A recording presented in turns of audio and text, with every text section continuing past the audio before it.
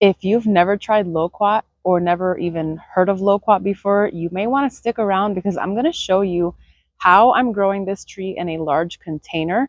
I'm also going to taste test it with you. Now, loquats are absolutely delicious and you won't find them in the grocery stores because they're very delicate, so they bruise easily during transport. So if you're lucky enough to have tried loquat, maybe you had family that was growing it or one of your neighborhood friends, or even lucky enough to have one growing wild that you were able to pick from, then that's awesome. But if you really want to enjoy this fruit, you're going to have to grow it yourself. Now, loquat is also known as the Japanese plum, but it's actually native to China. And then it was brought over to Japan and then eventually made its way into Europe and then, of course, into the United States. It does very good in zones 9 through 11, but you can grow it in zones 8. The only thing with that is the tree itself is cold hardy, so it will take very low temperatures, but the fruits and the flowers will die if the temperatures drop below 27 degrees Fahrenheit. However, if you are in a colder climate, you can always grow it in a container like me and then wheel it inside or in a greenhouse during the cold winter months. Now, this tree is self-fertile, so it doesn't require pollen from another tree or another variety to fruit. It will fruit on its own with its own pollen, which is great. And the reason why I'm growing it in a container is because I honestly don't know where I would put this tree right now in my little food forest that I have back here. It grows up to like 20, 25 feet tall and has a wingspan of about 10 to 20 feet wide. So I just don't know where I would place it. I know depending on where it is, it might shade out my other trees or my other crops. So I decided to grow it in a container. If you're also interested in growing these in containers, you'll want to make sure that you get a container that's at least 2 feet wide and 2 feet deep. The one that I have is a 30-gallon container, and I actually just transplanted this because it was growing in a 3-gallon container. And what's wild is that in the little 3-gallon container, it was literally almost my height, and I'm 5 feet tall. So as this grows, it will eventually grow to maybe 10 feet tall, give or take, in this container. And the container itself is about 2.5, maybe even 3 feet tall. So we're talking like 12 to 13 feet high with the container. The flavor of these fruits vary between cultivars. So you have some that are on like the drier side, like the champagne loquat, for instance, just like the name implies. It's like a drier, tart flavor. And then you have others that are more juicy and sweet, honey-like with tropical undertones. You have some with firm flesh and others with softer, juicier flesh. So when you're out shopping for this tree, make sure that you ask the nursery what varieties they have, and they'll explain to you more or less what the fruit tastes like. Now, the one that I have is called Oliver, and I specifically chose this one because of how they describe the flavor, and also supposedly it's well sought after, so I said, let's go for it.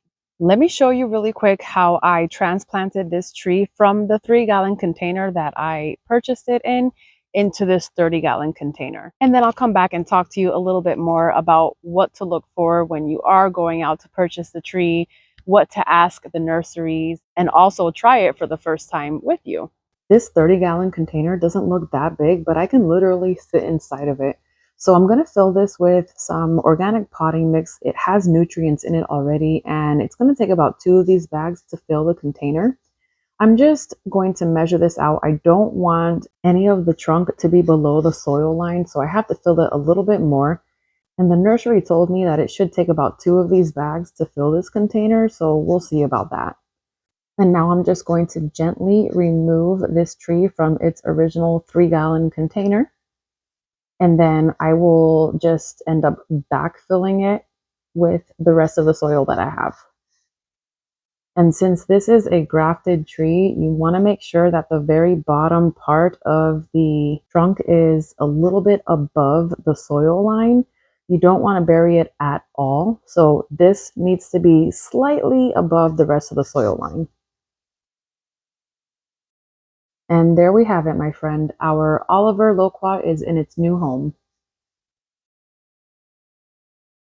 It fruits in little clusters like this. And when the fruits are ripe, they're going to have just a little bit of squish to them. And they will go from a green like this to yellow and then eventually this beautiful orange. Now, if you're interested in growing these, you'll want to ask the nursery if they were grown from seed or if they were grafted. If it's grown from seed, it can take up to 8 years to fruit. However, the grafted ones can fruit in as early as 2 to 3 years. Mine's already fruiting. Mine was grafted. And as you can tell, because we do have fruits, it was done successfully. Now you can also grow it from cuttings, but that's kind of difficult. And also it will take about 6 to 8 years to fruit anyway. So really, if you're trying to get fruit faster, you may want to go for the ones that were grafted. It does really well in full sun. So the more sun you give this, the more fruit it will produce. However, it also thrives in partial shade.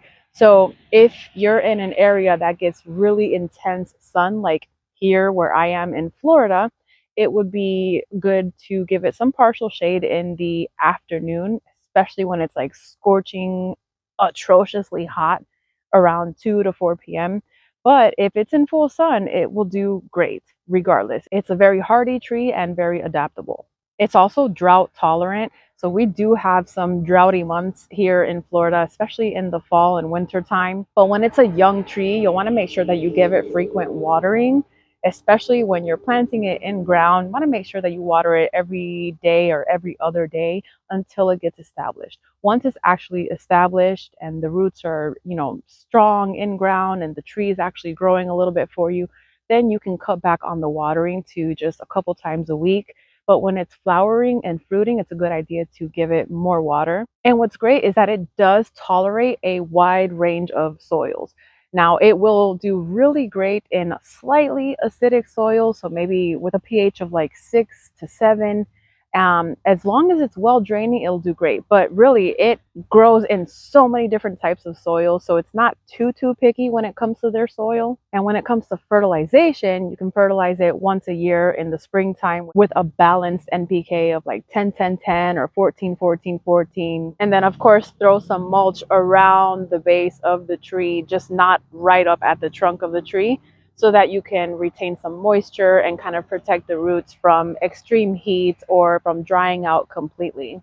I'm going to taste test this one with you here. I'll grab the one that is the most orange.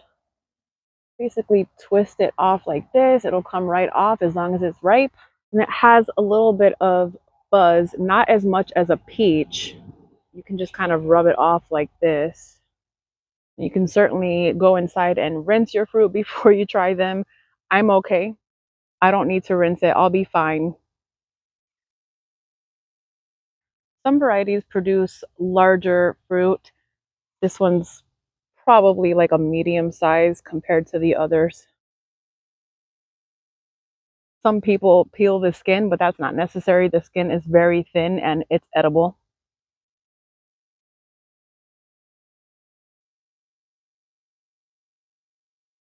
That is so good. So it does have a pit like other stone fruit. Just take the pit out, and this is the seed.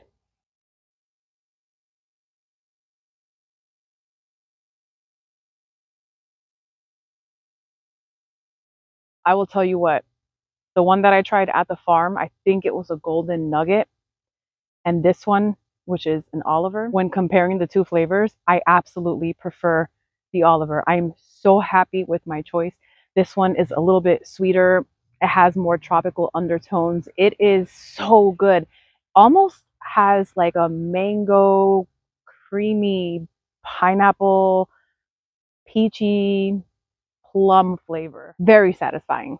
And if the fruits weren't incentive enough to grow this, the bonus here is that the leaves, you can use them in teas. So the newer leaves have like a downy buzz to them, kind of like a peach. And just like with the fruit, you rub the fuzz off and you expose the bottom glossy part of the leaf. These, you won't want to use them in your teas. You'll want the more mature leaves that don't have any fuzz, like this one. There will still be a little fuzz underneath that you can rub off, but this is what you'll want to pick for teas. All right, my friend, if you enjoyed this video, please give it a thumbs up and subscribe to catch future videos similar to this one. And as always, thank you so much for being here.